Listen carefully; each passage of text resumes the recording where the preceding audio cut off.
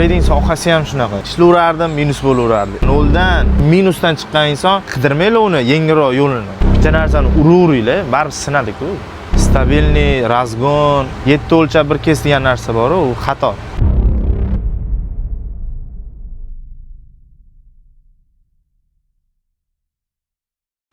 O'sha iloji boricha ham eshitish kerak emas atrofdagi odamlarni. Mana shu narsa chalg'itib qo'yadi. Birovlarning fikri, birovlarning hayoti, sizni kimdir boshqarayotganga o'xshab qoladi-da. Hech kim eshitish kerak emas. Inson nimadir mana katta narsalarni ko'ryaptimi hayotda, katta muvaffaqiyatli, qimmat luxury hayotmi? O'shanga o'zini loyiq deb bilish kerak ekan-da. Bu menga emas, bu men uchun emas degan narsalar umuman absolyutni bo'lish kerak emas. Tushundingizmi? Absolyutni umuman. Mana fikrlayaptimi, fikrlash doirasi kengmi qilish kerak. To'g'ri, qanchadir muddat mana odamlarning fikri bilan sizni endi harakat qilayotgandagi davringiz borki, minus davr. O'sha to'g'ri kelib qoladi-da. O'sha davr sizni orqaga tortib qoladi. O'shani hisobiga ham odam o'ylab qoladi. Haqiqatan mana shu atrofdagilarning fikri to'g'ridir. Haqiqatan qila olmasman yoki erisha olmasman, men uchun emasdir degan fikrlar o'zingiz bilan o'zingiz kurashishingizga, irodangizni sinishiga to'g'ri kelib qolishi mumkin-da. Iloji boricha ham qarash kerak emas. Iloji boricha ham kuch yetguncha shunaqa iloji boricha ham qilish kerak, yana qilish kerak. O'sha davr yomon o'tgan menda. Ishlayverardim, minus bo'laverardi. Ketma-ket minus olaverish bor-ku, topasiz mana. Katta daromad topiladi. O'sha maqsadga ozgina qolganda yiqilaverasiz, u qayta boshlashga kuch topish juda qiyin-da. Odamning mashtiga keladi o'zi. O'sha kech oray deysiz, kech organingiz bilan ham hech nima o'zgarmaydi-da. Hech narsa. Hayotingiz yaxshilanib qolmaydi. Komfort hayotda paydo bo'lib qolmaysiz. Mana hayotimizda muvaffaqiyatga erishgan insonlar ko'p-da.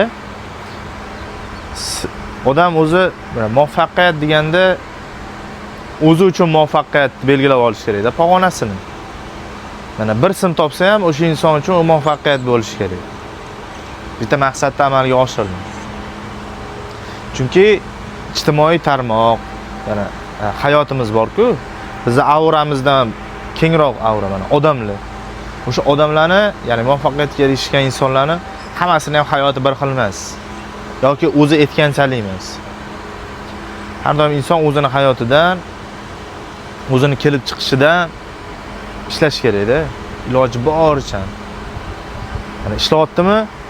Mana o'zini hayotimi, yo'qmi hech narsa o'sha yo'qdan bor qilish kerak. Kimdirni strategiyasi orqali ishlash kerak emas. Chunki hammaning strategiyasi o'zini hayotini kelib chiqishiga, hayot tarziga, nima desa bo'ladi? Moliyaviy holatiga kelib strategiya qilinadi-da, kelib chiqib strategiya qilinadi. Sizniki bilan uniki bir xil bo'lmaydi. Siz bilan u bir xil emas. Uni irodasi kuchlidir yoki unga kimdir yordam bergandir, bilmaysiz. Iloji boricha odam o'zi qilsa bor-ku, mana yiqilib qolsa ham turish qiyin bo'lmaydi. O'zi muvaffaqiyatga erishgan inson, noldan yoki minusdan chiqqan inson hech qachon yiqilishdan qo'rqmaydi. Hech qachon, absolyutni. Umuman, gram. Mana sizni hozirgi holatingiz u muvaffaqiyatga erishib, pikka chiqib olgan insonlar bilan solishtiradigan holat emas-da. Hech qachon odam kimdir bilan o'zini solishtirish kerak emas. Hammaning o'zini dunyosi bor. Hammaning o'zini xarakteri bor. Nima desa bo'ladi? Talablari bor, dunyo qarashi bor. Iloji boricha inson o'zi bilan mashg'ul bo'lish kerak, o'zini o'zi rivojlantirish kerak. Iloji boricha o'ziga o'zi kelajak qurish kerak. Hamma ham bir xil uy qurmaydi. Hammaning dizayneri har xil, xonalari har xil, etaji har xil. Siz kimdirning hayotiga qarab ish qiladigan bo'lsangiz, u umuman oxiri borib nimadir bo'ladi, u yaxshi narsa bo'lmaydi lekin. Nimadir bo'ladi, yaxshi narsa bo'lmaydi. Trading sohasi ham shunaqa. Bu yerda aytishadi mana. Bizda stabilniy, razgon, ko'p pul topish, kam pul topish yo'q. U narsaga bog'liq emas. Inson birinchi o'zini to'g'rilab olish kerak, любой biznesda.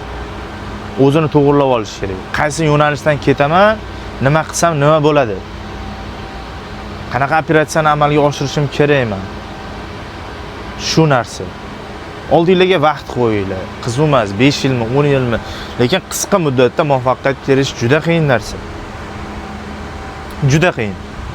Kelganda ushlab qolish, kelganda ko'tara olish, o'zgarmaslik, aynimaslik. Muvaffaqiyat dunyo ishlarini gapiryapmiz-ku. Biz esimizdan chiqib qolmasin. Allohning qo'ygan bizga talablari, cheklovlari hamma har xil o'zgaradi. O'sha sababli ham biz yutqizib qo'yishimiz mumkin. Har tomonlama o'ylash kerak. 7 o'lchab bir kes degan narsa bor, u xato. 70 o'lchab bir kesadigan zamonimiz. Juda ehtiyot bo'lib, har bir qadamimizga qarab ishlashimiz kerak. Iloji boricha aktualniy bo'lib ishlab faqat ishlash kerak. Bo'ldi, boshqa narsa yo'q. Shu yo'nalish to'g'rimi? Shu yo'nalishda mehnat qilish kerak. Chunki insonni peshona teri chiqmasa, u oson yo'l yo'qda, qidirmaylar uni, yengilroq yo'lini. Yengilroq yo'lini qidirmaylar. Bitta narsa shu, opit oshirish kerak hayotda, ishlash kerak. Opit oshirish kerak, ishlash kerak. O'rganish kerak, bilimni oshirish kerak. Shu narsa. Soatlar o'tiringlar. O'zingizlarning ustingizda ishlab, soatlab o'ylaylar, kunlab, soatlab o'tiringlar, oylab.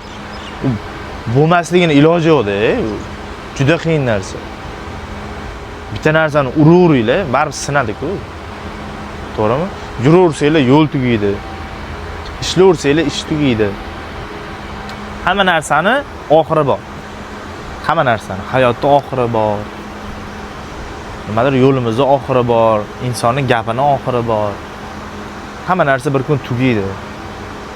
Shu sababli ham qiyinchiliklar ham shunaqa. Tugaydigan payti bor hammasini. Shuning uchun tishga qo'yish kerak. Birinchi o'rinda iroda. Qaramanglar, iloji boricha atrofga. Bizani hozir mana o'smirlarning orasida eng katta xatoda mana shu ijtimoiy tarmoq bizni buzadi-da. Fikrlarimizni bo'lib tashlaydi, bizni chalg'itib tashlaydi. Shu maqsadimiz yo'lda ketyapmiz-ku, o'sha yo'ldan adashtiradi bizani. Shundan ijtimoiy tarmoq, luxury hayot, yolg'on odamlar ko'plar ishoninglar. Mana men 100% o'verimman shu narsaga, ijtimoiy tarmoq kuzatayotgan hozirgi insonlar hamma baxtli, bitta men baxtsizman deb o'ylaydi. Hamma qotdi, bitta men qila olmayapman deb o'ylaydi. Sizlar o'zingizlar o'ylaylar, qaysi inson o'zini xatosini yoki yomon hayotini ko'rsatadi, muammolarini hech kim ko'rsatmaydi. Shu sababli tangani ikkinchi tomonini ham ko'ringlar. Tangani ikkinchi tomonini.